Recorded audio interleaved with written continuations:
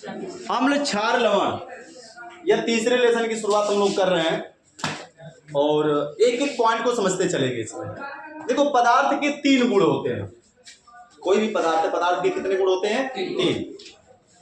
अम्लीय गुण, क्षारीय गुण और लवण, ठीक है ना। तो पदार्थों के गुण को बांटा गया 2 भागों में, 3 भागों में, सॉरी। पदार्थ के गुण अभी लिखना नहीं है। पदार्थ के कितने गुण हमने बताया भैया? 3। अम्ल, क्षार या फिर लवण। मामला समझ में आया? तो चलो हेडिंग लिखो, पदार्थों के गुण। पदार्थों, हेडिंग है पदार्थों के गुण। देखो, पदार्थों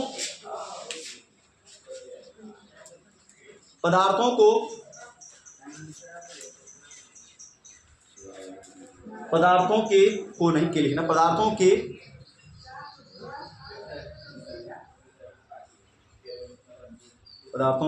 रासायनिक गुण के आधार पर यह 3 प्रकार के होते हैं। पदार्थों के रासायनिक गुण के आधार पर यह 3 प्रकार के होते हैं। यह अम्ल, क्षार, लवण कैसा गुण है? रासायनिक गुण है, ठीक है ना। रासायनिक गुण के आधार पर यह 3 प्रकार के होते हैं।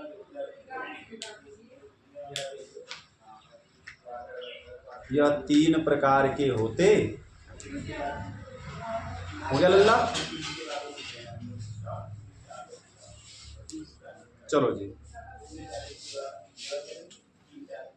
3 प्रकार के होते हैं। कौन कौन से? पहला लिखो, अम्ल, क्षार और लवण। पहला अम्ल, दूसरा क्षार, तीसरा लवण। अम्ल, क्षार एवं लवण।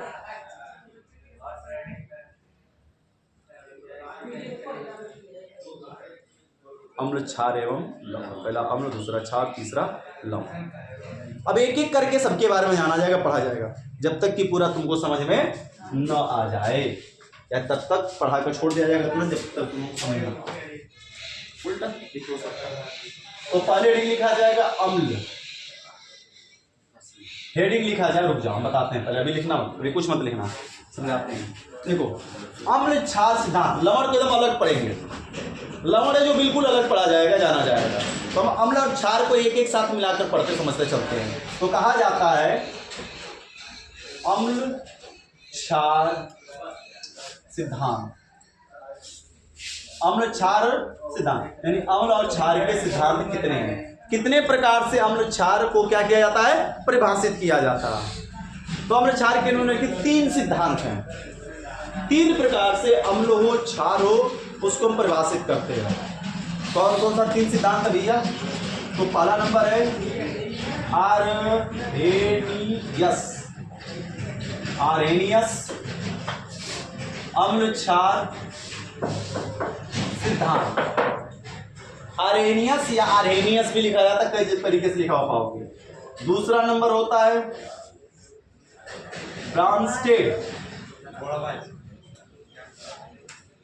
ब्रांस्टेड लॉरी अम्ल, क्षार सिद्धांत। कई जगहों पर ब्रांस्टेड अम्ल, क्षार सिद्धांत भी लिखा हो पाओगे, या पूरा नाम होता है ब्रांस्टेड लॉरी अम्ल, क्षार सिद्धांत। तीसरा होता है लुईस अम्ल, क्षार सिद्धांत। तो अम्ल, क्षार को कई लोगों ने परिभाषित किया, अलग अलग समय पर अपने, और अलग अलग प्रकार से परिभाषित किया है। सबसे पहले परिभाषित किया आर्हेनियस ने, अम्ल और क्षार को डिफाइन किया। उसके बाद ब्रांस्टेड लॉरी ने अम्ल, क्षार को अलग तरीके से डिफाइन किया, और लुईस ने अम्ल, क्षार को अलग तरीके से क्या किया? डिफाइन किया। तो हेडिंग लिखा जाए अम्ल, क्षार सिद्धांत।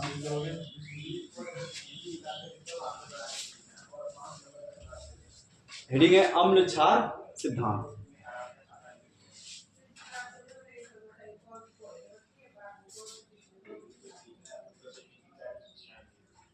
हो गया लल्ला?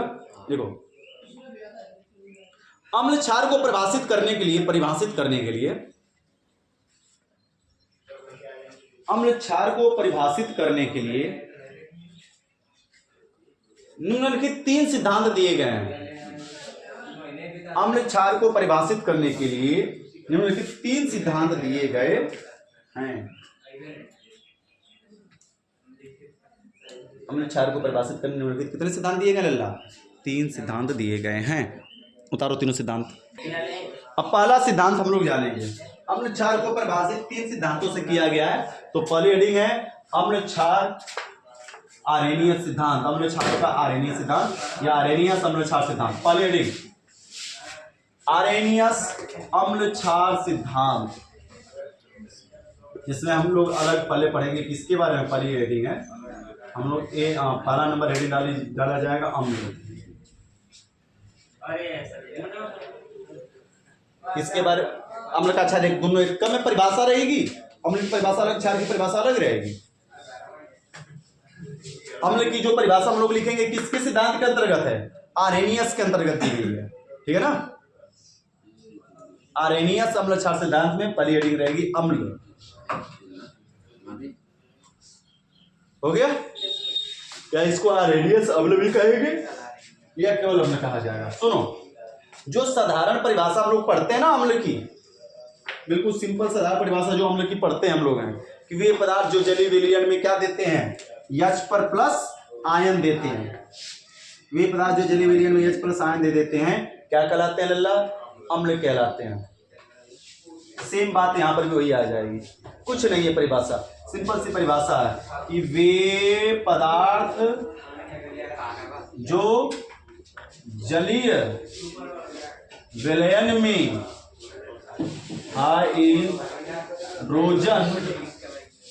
हाइड्रोजन आयन कोष्टक में H पर प्लस देते हैं क्या कहलाते हैं? अम्ल कहलाते हैं। सिंपल सी परिभाषा है कि वे पदार्थ जो जल में घुलने के बाद यानी जलीय विलयन में हाइड्रोजन आयन यानी H पर प्लस देगा वह क्या कहलाएगा? अम्ल कहलाएगा। और जानते हो अम्ल की आर्हेनियस द्वारा बताई परिभाषा बिल्कुल आसान, पहचानना भी बिल्कुल इजी है। किसी भी पदार्थ की शुरुआत में ही H लगा हुआ पाओगे। क्या लगा हुआ पाओगे? H। जैसे HCl, जैसे HNO3। नाम लिखते चलते हैं ना, एक नाम भी याद करना पड़ेगा तुम लोगों को। इसका नाम है हाइड्रोक्लोरिक अम्ल। हाइड्रोक्लोरिक अम्ल इसका नाम है। चलो बता दो सूरज HNO3 का नाम समझ में आ गया ना? कर समझ लेते, नाम बताओ इसका।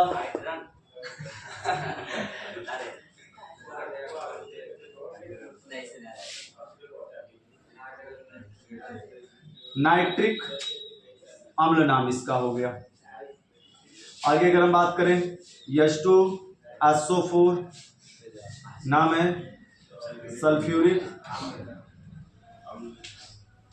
सल्फ्यूरिक अम्ल हो गया। ठीक है ना? और एग्जांपल आ जाएगा नीचे, आ तो जाएगा। एक और एग्जांपल देख लेते भैया। H3PO4 नाम है फास्फोरिक अम्ल। अब देखो ये क्या होगा जब इनको हम जल में घोलेंगे। AQ का मतलब होता है एक्वस। AQ का मतलब क्या होता है? एक्वस यानी जलीय विलयन। जब हम इसको जल में घोलेंगे तो दो विपरीत आयन में टूटेगा, यानी H पर प्लस में टूट जाएगा प्लस Cl पर माइनस में टूट जाएगा। तो क्या दे रहा है? हाइड्रोजन आयन दे रहा है कि नहीं दे रहा है? जब इसको भी घोलेंगे जल में हम एक्वस में तो घुलने के बाद ये भी टूट जाएगा।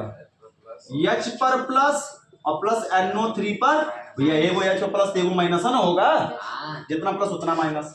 इसको घोलेंगे हम जल में तो ये भी टूटेगा अपने आयन में। H का H तो 2 आगे लगाओ, कितना लगाओगे? जितनी संख्या उतनी संख्या आगे लगा देंगे। अब प्लस क्या हो जाएगा? SO4। SO4 पर कौन माइनस? 2 एक कम 2 प्लस 2 प्लस तो कितना माइनस? 2 माइनस लगेगा।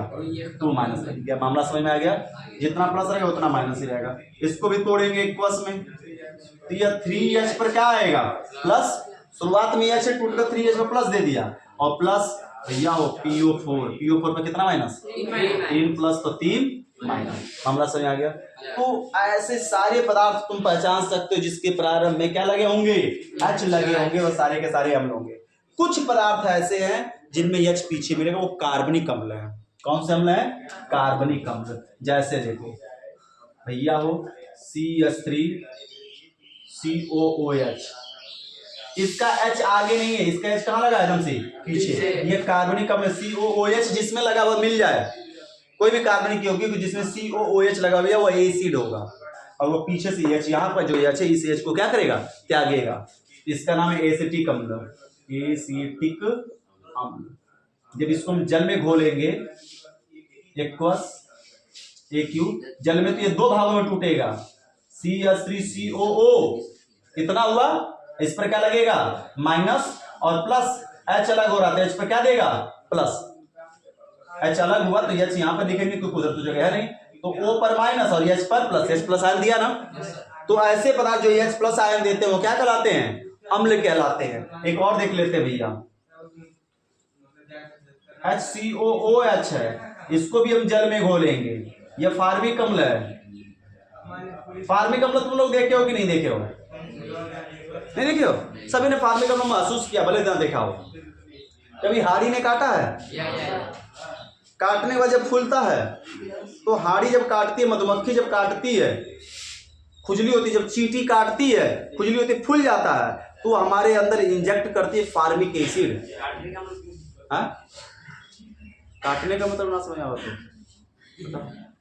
जब चींटी, लाल वाली चींटी काट दे तो चिकोटा पड़ जाता, फूल जाता है, तो वह हमारे अंदर लाल चींटी में ही सबसे पहले यह पाया गया था, इसीलिए फार्मिका कहते हैं। तो उसी फार्मिका से इसका नाम क्या पड़ा? फार्मिक अम्ल पड़ा। चींटी में ही सबसे पहले यह पाया गया था, तो उसी चींटी के नाम फार्मिका के नाम पर इसको फार्मिक एसिड कहा जाने लगा। मधुमक्खी में पाया जाता है, लाल वाले हड्डे में पाया जाता है, बिच्छू के डंक में पाया जाता है, मच्छर में पाया जाता है। ये सब जो काटने में खुजली और फूल जाए, इसका मतलब हमारे त्वचा में क्या डाला है? फार्मिक अम्ल डाला है। ठीक है ना? पीला वाला जो नर्स घूमती है और कान में अगर इंजेक्शन आए तो कान इतना सा इतना बड़ा हो जाता है।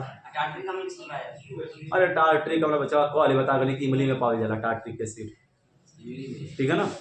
चलो जी, तो यहाँ पर जब इसको तोड़ेंगे, अभी तो पहले किसी दिन बताया था टार्ट्रिक अम्ल के बारे में, COOH पर माइनस, क्योंकि इसका H यहाँ आगे नहीं है, कहाँ लगा है? COOH वाला H है। कहीं पर भी अगर COOH लगा हुआ तुमको दिखेगा समूह, तो ये वाला एसिड है, अलग होगा, बाकी सब एक साथ रह जाएगा। सभी का सभी एक साथ रहे, बस H पीछे वाला अलग होगा, प्लस H पर क्या हो जाएगा? प्लस। तो ऐसे सारे के सारे पदार्थ जो जली विलयन में क्या देते हो? H पर प्लस देते हो, वे क्या कहलाते हैं? लल्ला अम्ल कहलाते हैं। कौन सा अम्ल कहलाएंगे? आर्हेनियस अम्ल, यानी आर्हेनियस के द्वारा दिया गया अम्ल कहलाएंगे। कठिन है क्या? सारा एग्जाम्पल करो फटाफट। क्या समझ में आ रहा है अम्ल को की पहचान? अम्ल की क्या है? आर्हेनियस के द्वारा बताया गया अम्ल की पहचान क्या है? H। किसी भी यौगिक के प्रारंभ में H लगा है तो वह क्या है? एसिड है। और कुछ ही है COOH वाले जिसमें H कहाँ लगा हुआ मिलेगा? पीछे लगा हुआ मिलेगा। जैसे लड़का बोल रहा था सूरज से टार्ट्रिक अम्ल बता दीजिए। देख लो भैया, ये है टार्ट्रिक अम्ल।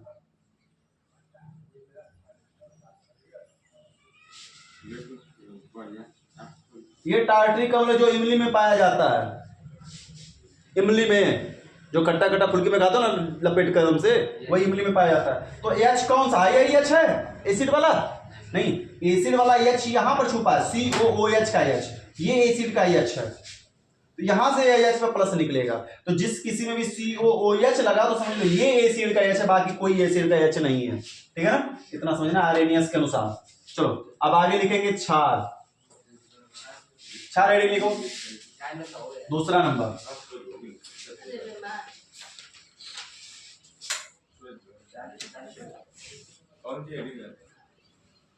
क्षार किसे कहेंगे? एकदम सिंपल सी बात है जी, बस थोड़ी सी मामला पलटना है और कुछ नहीं करना है, और सारा कुछ हम हो जाएगी, परिभाषा हमें एग्जैक्ट बैठ जाएगी।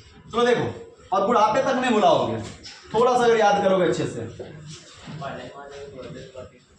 क्या कहा जा रहा है? वे पदार्थ जो जली विलयन में हाइड्रॉक्सी, कौन सा? Hydroxy ion. हाइड्रॉक्सी आयन का मतलब लल्ला OH पर माइनस। हाइड्रॉक्सी का मतलब क्या होता है? OH पर माइनस आयन देता है, क्या कहलाता है? क्षार कहलाता या कहलाते हैं। मामला समझ में आ गया। अब सर जी एग्जाम्पल देखते हैं। इसका भी एग्जाम्पल की पहचान आसान है जी, लास्ट में क्या लगा मिलेगा जैसे। अच्छा बता भाई, अम्ल है क्या? अम्ल है? एच देख कर नहीं अम्ल बनाना है। अम्ल तब बनेगा जब एच कहाँ होगा, पहले लगा होगा, और COH में कहाँ होगा, पीछे। इसको छोड़कर बाकी किसी में भी एच लगा हो और एच आगे होगा तब भी ना कि पता चले कि आगे कुछ लिखा गया है और एच बीच में कहें कि अम्ल है। वैसे ही OH कहाँ लगा होना चाहिए, पीछे एकदम से, बीच में नहीं। अब जैसे यहां पर है Mg, एक और समझो, MgOH का होल का ट्वाइस हमने लिखा। एक और फार्मूला बना रहे हैं, MgOHCl। हाई तो क्षार है, क्या ये भी क्षार है? तुम OH देखकर कर सही, हाँ यो क्षार है नाचते हुए, लेकिन क्षार ना भैया, ये लवण है, क्योंकि OH कहाँ घुस गया, बीच में। तो H शुरू में और OH कहाँ होना चाहिए, लास्ट में। अगर बीच में फंस गया दो के बीच में, तब वह एसिड या बेस नहीं है, ठीक है ना। अब उसका क्या, तो आगे आएगा तो बताएंगे फिर क्या कैसे होगा। इसका नाम है sodium hydroxide, sodium hydroxide NaOH। इसका नाम है मैग्नीशियम हाइड्रोक्साइड, मैग्नीशियम हाइड्रोक्साइड। नाम याद करना पड़ेगा जी। अब इसके बाद है भैया CaOH का होल का ट्वाइस, नाम calcium, calcium hydroxide. Calcium hydroxide को साधारण तौर से हम क्या कहते हैं, बूझा चूना भी कहते हैं, जिसको खाने वाला चूना होता है जो रगड़ के लोग लपेट कर खा जाते हैं, वही है, ठीक है ना। एक और देखते हैं जी एग्जाम्पल, और कौन सा हो जाए, हाँ Al थोड़ा बढ़िया देख लेते हैं। AlOH का होल का थ्राइस, एल्यूमिनियम, एल्यूमिनियम हाइड्रोक्साइड। क्या होगा जी, चलो समझते हैं। इसको किस में घोलेंगे लल्ला, एक्वस में, जल में। किसमें टूटेगा, Na और प्लस OH। हमेशा जैसे H पर एगो प्लस होता है वैसे OH पर कौगो माइनस होता है, एगो माइनस। तो OH पर एगो माइनस तो Na पर कौगो प्लस। किसी एक का पता चल जाता तो बगल वाले का अपने आप पता चल जाएगा। इसको भी जल में घोलेंगे एक्वस में, तो क्या होगा भैया, Mg प्लस OH। कौगो OH लल्ला, दो OH है ना, तो एक OH पर एक माइनस, तो दो OH पर कितना माइनस, दो एक कम दो माइनस, तो दो माइनस पर कितना प्लस देंगे, दो प्लस दिया जाएगा। इसको बताओ जरा, एक प्लस करेंगे, तोड़ेंगे, Ca प्लस 2OH होगा ना, OH प्लस तो 2OH लिखेंगे, तो एक OH पे एक माइनस, तो दो माइनस तो कितना प्लस, दो। यहाँ पर जरा गौर करो जी, एक्वस में किया जाएगा, Al है और प्लस 3OH ना, वही तीन को तो 3OH, तो तीन एक कम तीन माइनस, तो कितना प्लस। हमला क्लियर हुआ, सभी ने क्या दिया, OH आयन। तो परिभाषा ने बोला हुए पता, जो जली विलयन में हाइड्रोक्सी आयन देते हैं, यानी हाइड्रोक्सी आयन बनाते हैं या देते हैं, उसे क्या कहते हैं, क्षार। क्लियर हुआ, परिभाषा एग्जाम्पल उतार लो नहीं की। कुछ एसिड और बेस होते हैं जो दुर्बल होते हैं, प्रबल होते हैं। दुर्बल और कैसे होते हैं, प्रबल। जरा पूछ रहे बताना जी। H2CO3 एक यौगिक हमने लिखा है, यह अम्ल है या क्षार है। H2CO3 अम्ल है या क्षार है, कैसे पता चला, यह आगे लगा सर जी अम्ल है, और वास्तव में अम्ल है, इसका नाम है कार्बोनिक अम्ल। क्या नाम है, कार्बोनिक। यह सबसे दुर्बल अम्ल है एकदम। एक और दुर्बल अम्ल है HNO2। देखो याद करो, ये अगवा लिखे था ना HNO3, नाइट्रिक अम्ल लिखे थे, लेकिन क्या है भैया, HNO2 है। इसका नाम है नाइट्रस अम्ल, नाइट्रस अम्ल। ये दोनों दुर्बल अम्ल है, और भी बहुत सारे हैं, इनकी बात कर रहे हैं। इतने दुर्बल हैं कि ये तुरंत टूट जाते हैं,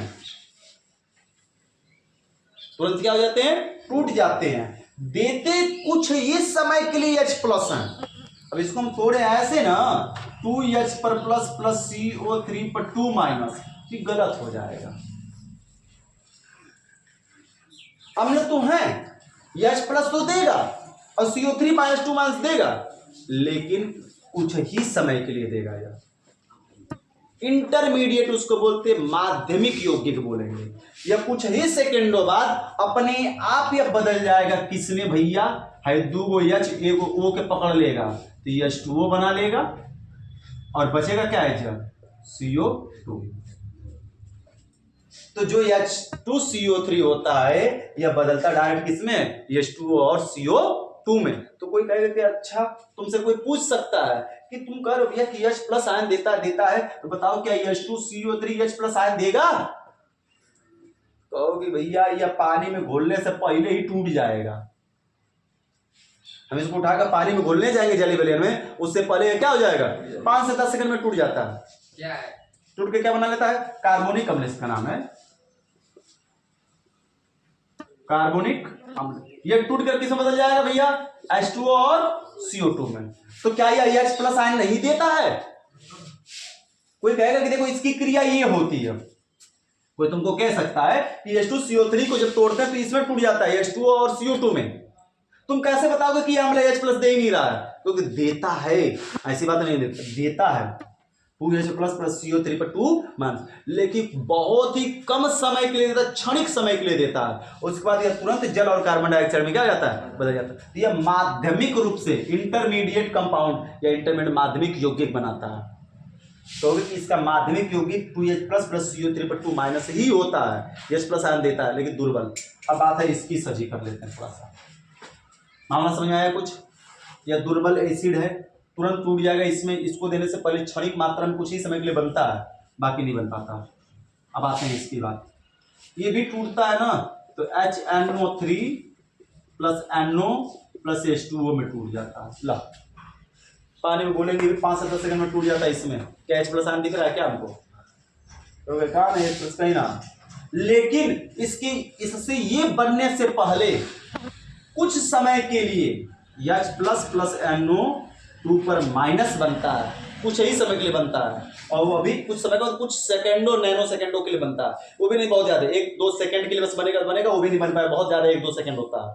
उसके बाद ये तुरंत इसमें टूटना शुरू हो जाएगा। ये 5 से 10 सेकंड की क्रिया ही है, 5 से 10 सेकंड में टोटल इसमें कन्वर्ट हो जाएगा H प्लस आयन देने से पहले। तो कुछ नैनो सेकंड के लिए देता है, बाकी ये तुरंत इसमें बन जाता है। तो बात जानते रहो कि H2CO3 और HNO2 ये दोनों ही क्या हैं, अम्ल हैं, लेकिन कैसे अम्ल हैं, दुर्बल हैं। यह सोचे हम जल में H प्लस आयन दे दे तो H प्लस आयन दे नहीं पाते हैं लंबे समय के लिए, कुछ ही समय के लिए H प्लस आयन देते हैं, बाकी यह यौगिक बना लेते हैं। मामला समझ में आ गया? चलो बाकी कल बातें डिस्कस की जाएंगी, बताई जाएंगी।